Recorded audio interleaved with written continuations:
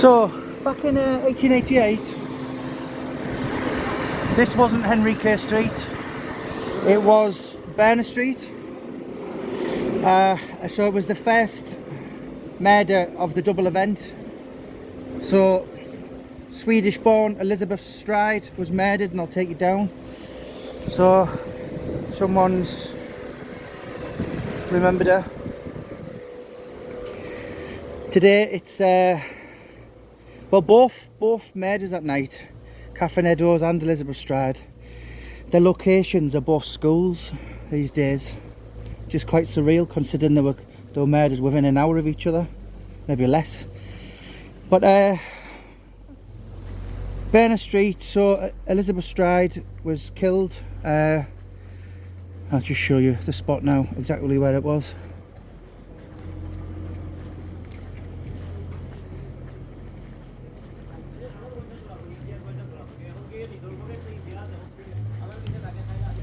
So it was just over there, and it's a school today. So Louis Deanshaw was, he was the guy who found it, and he was pulling in his pony. And most ripperologists think that he'd basically disturbed the killer. And that's the reason why Elizabeth Stride wasn't dissected and pulled apart like all the rest of them. She'd only had a throat cut. So the guy who found the body had been out selling bits and bobs over Crystal Palace, and so here there used to be a place called Duffield's Yard, and it had a pub next to it.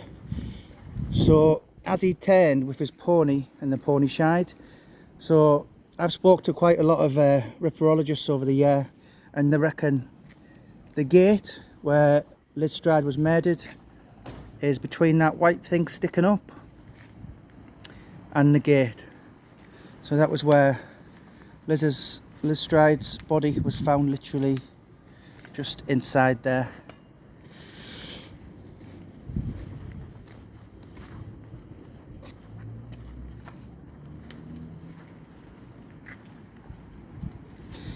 And then of course he hadn't got to do what he'd really wanted to do, so he then went to Mitre Square, which is 0.6 of a mile from here.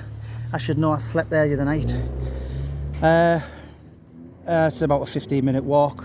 So he's walked over the invisible boundaries into the city of London, and now he's found Catherine Eddowes and done all the things that he'd really wanted to do to satisfy his murderous lusts.